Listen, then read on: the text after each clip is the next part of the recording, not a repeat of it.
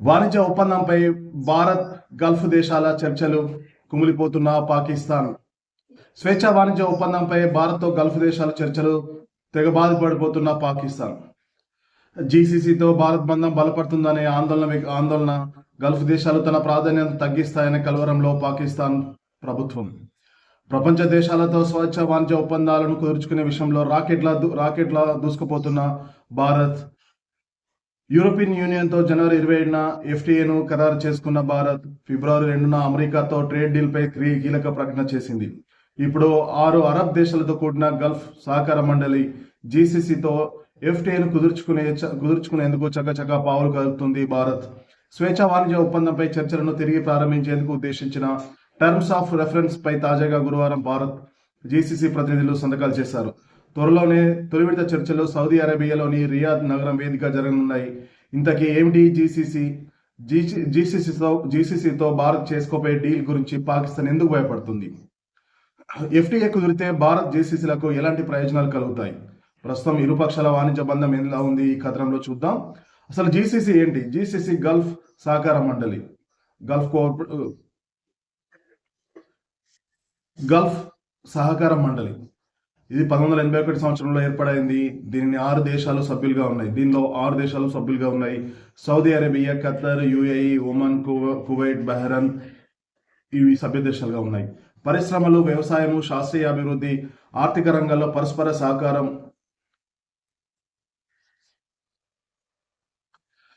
ఏమిటి GCC? Gulf సహకార మండలి 1981 సంవత్సరంలో ఏర్పడైంది. దీనిలో 6 దేశాలు సభ్యులుగా ఉన్నాయి. అవి Saudi Arabia, Khattar, UAE, Oman, Bahrain, Kuwait ఈ సభ్య దేశాలుగా ఉన్నాయి. పరిశ్రమలు, వ్యవసాయము, శాస్త్రీయ అభివృద్ధి, ఆర్థిక రంగంలో పరస్పర సహకారం, సమన్వయాన్ని అందించుకునేందుకు లక్ష్యంతో జీసీసీ 6 గల్ఫ్ దేశాలు కలిసి ఏర్పాటు చేసుకున్నాయి. 6 గల్ఫ్ దేశాల ప్రభుత్వాలు ప్రజలను ఏకతాటిపైకి తేవడమే, వారి మధ్య ఉన్న అన్ని విభాగాల్లో సహకార భావాన్ని పెంచడమే అనేది జీసీసీ ప్రధాన లక్ష్యం. జీసీసీతో భారత్ బంధం ఎలా ఉంది?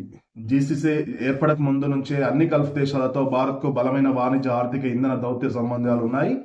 దాదాపు 1 కోటి మందికి పైగా భారతీయులు గల్ఫ్ సహకార మండలిలోని 6 దేశాల్లో ఉపాధి అవకాశాలు పొందుతున్నారు. జీసీసీ పరిధిలోని ప్రధానంగా యుఏఈలో జాబ్స్ చేస్తున్న భారతీయుల నుంచి మన దేశానికి ఏటా పెద్ద మొత్తంలో ఫారిన్ రెమిటెన్స్లు వస్తున్నాయి. ప్రపంచవ్యాప్తంగా చూసుకుంటే అమెరికాలోని ప్రవాస భారతీయులు ఏటా అత్యధికంగా ఫారిన్ రెమిటెన్స్లను భారత్ పంపుతున్నారు. సౌదీ అరేబియా, ఖత్తర్లోనూ పెద్ద సంఖ్యలో భారతీయ కార్మికులు ఉన్నారు. ఇక ఏటా భారత్ దిగుమతి చేసుకునే ముడి చమురు, సహజ వాయువులలో ఎక్కువ భాగం సౌదీ అరేబియా, ఖత్తర్ నుంచే వస్తుంటాయి. అయితే జీసీసీ మరియు భారత్ మధ్య ఉన్న వాణిజ్య లెక్కలు ఏ విధంగా ఉన్నాయి? ఇప్పటి వరకు వ్యాపార వర్తకం ఏ విధంగా జరిగిందనేసి కూడా ఒకసారి చూద్దాం. గత కొన్ని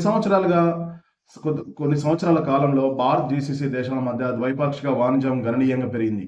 2021-2022 నాటికి వాణిజ్యం ఇరుపక్షాల ద్వైపాక్షిక వాణిజ్య విలువ $155 బిలియన్.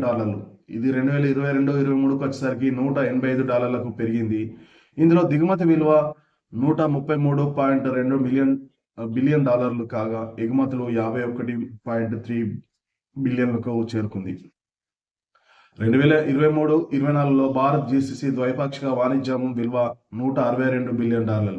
ఇది 2024-25లో $178.7 బిలియన్ పెరిగింది. ఇందులో భారతదేశ ఎగుమతుల విలువ $56.9 బిలియన్ కాగా దిగుమతుల విలువ $121.7 బిలియన్. 2024-25 ఆర్థిక సంవత్సరంలో జీసీసీ పరిధిలో భారత్కు 3వ అతిపెద్ద వాణిజ్య భాగస్వామిగా యుఏఈ నిలిచింది. అప్పట్లో యుఏఈ నుంచి భారత్కు $36.63 బిలియన్ విలువైన ఎగుమతులు, $63.40 బిలియన్ దిగుమతులు జరిగాయి. ఫలితంగా 2024-25 భారత్కు $26 బిలియన్ వాణిజ్య లోటు ఏర్పడింది.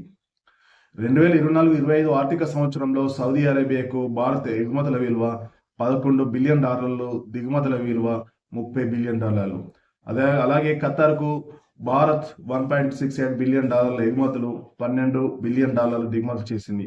ఒమాన్కు భారత్ $4 బిలియన్ ఎగుమతులు, $6 బిలియన్ దిగుమతులు చేసింది. కువైట్కి కూడా దాదాపు $2 బిలియన్ ఎగుమతులు, $8 బిలియన్ దిగుమతులు చేసింది. బహ్రెయిన్కి కూడా $800 మిలియన్ ఎగుమతులు, $800 మిలియన్ దిగుమతులు చేసుకుంది. 2004లో మొదలైన ఎఫ్టీఏ చర్చలు ఎందుకు ఆగాయి? వాస్తవానికి భారత్ జీసీసీ దేశాల మధ్య స్వేచ్ఛా వాణిజ్య ఒప్పందంపై 2004లోనే చర్చలు మొదలయ్యాయి. 2004 నుంచి 2006 వరకు పలు దఫాలుగా ఇరుపక్షాల ప్రతినిధుల మధ్య చర్చలు జరిగాయి. ఆ తర్వాత 2 ఏళ్ల పాటు భారత్ జీసీసీ మౌనంగా ఉండిపోయాయి. తిరిగి 2008లో ఇరుపక్షాల మధ్య సమావేశాలు మళ్లీ ప్రారంభమయ్యాయి. చివరికి 2011లో జీసీసీ దేశాలు సంచలన ప్రకటన చేశాయి. భారత్, చైనా, యూరోపియన్ యూనియన్తో సహా పలు దేశాలతో ఎఫ్టీఏలపై జరుగుతున్న చర్చలను నిరవధికంగా నిలిపివేస్తున్నట్లు సంయుక్తంగా ప్రకటన వెల్లడించాయి.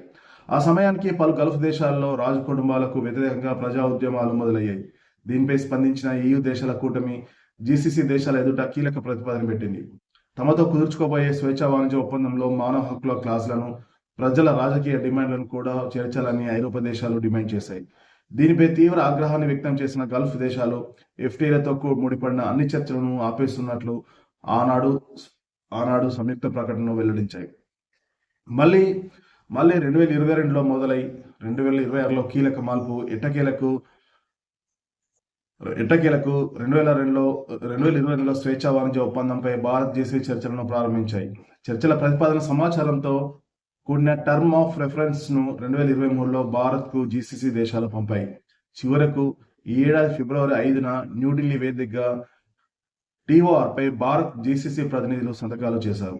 భారత వాణిజ్య శాఖ మంత్రి పీయూష్ గోయల్, భారత వాణిజ్య శాఖ అదనపు కార్యదర్శి అజయ్ బాదు, జీసీసీ ప్రధాన సంధానకర్త రజా అల్ మార్జా సమక్షంలో ఈ కార్యక్రమం జరిగింది.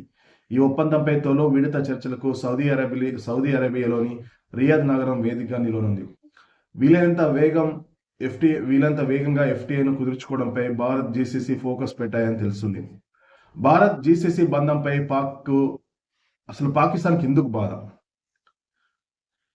అన్ని గల్ఫ్ దేశాలతో పాకిస్తాన్ ఆర్థిక, వాణిజ్య, సైనిక సంబంధాలను కలిగి ఉంది. తాజాగా 2025 సెప్టెంబర్ 15న సౌదీ అరేబియాతో వ్యూహాత్మక పరస్పర సహకార రక్షణ ఒప్పందాన్ని పాక్ కుదుర్చుకుంది. యుఏతోనూ పాక్ సైనిక అనుబంధం ఉంది.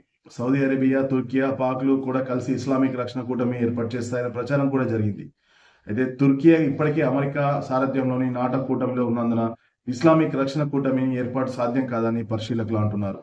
ఆర్థికంగా దివాలా తీసిన పాకిస్తాన్ ప్రస్తుతం అప్పుల ఊబిలో ఉంది. అది అన్ని మిత్ర దేశాలు, అంతర్జాతీయ సంస్థలను అప్పులు అడుగుతుంది. ఈ పరిస్థితుల్లో తనకు కీలక మిత్రులైన జీసీసీ దేశాలతో స్వేచ్ఛా వాణిజ్య ఒప్పందాన్ని కుదుర్చుకునే దిశగా భారత్ కసరత్తు చేస్తుండడం పాక్ లో కలవరాన్ని కలిగిస్తుంది. మిత్ర దేశాలు తనకు దూరం అవుతాయేమో అనే ఆందోళన పాక్ లోనవుతుంది. జీసీసీ దేశాలు మాత్రం భారత ఆర్థిక వ్యవస్థ శక్తిని, ఇక్కడ అతిపెద్ద మార్కెట్ను నిశ్చితంగా పరిశీలిస్తున్నాయి. అప్పుల ఊబిలో ఉన్న పాక్ కంటే బలంగా ఉన్న భారత దోస్తీ తమకు అన్ని విధాలా కలిసొస్తుందని జీసీసీ దేశాలు అభిప్రాయంతో భారత్తో సంబంధాలు కుదుర్చుకుంటున్నారు. మొత్తం మీద ఈ పరిణామం ఆసియా ప్రాంతంలోనే పాక్ వెయిటేజ్ ని తగ్గిస్తుందనే విషయాన్ని స్పష్టంగా అర్థమవుతుంది. అలాగే జీసీసీ నుంచి భారత్ ఏం ఆశిస్తుంది? జీసీసీతో ఒప్పందం వల్ల భారత్కి ఏం లబ్ధి చేకూరుతుంది? గల్ఫ్ దేశాల పరిధిలో మౌలిక సదుపాయాల కల్పన రంగంలో చాలా అవకాశాలున్నాయి. వాటిని భారత కంపెనీలు అందిపుచ్చుకోవచ్చు. మరియు భారత పెట్రోకెమికల్ పరిశ్రమకు భారీ ప్రయోజనం చేకూరుతుంది. భారతదేశ సమాచార కమ్యూనికేషన్ టెక్నాలజీ సంస్థలు జీసీసీ దేశాల మార్కెట్లో అవకాశాలను పొందుతాయి. ఈ డీల్ వల్ల భారత్కు ఇంధన భద్రత లభిస్తుంది. అలాగే జీసీసీ దేశాలు భారత్లోకి పెట్టుబడుల ప్రవాహాన్ని పెంచుతాయి. అలాగే భారత్ నుంచి జీసీసీ కూడా ఏం ఆశిస్తుంది? భారత్తో ఎఫ్టీఏ ఖరారు అయితే జీసీసీ దేశాలకు ఆహార భద్రత లభిస్తుంది.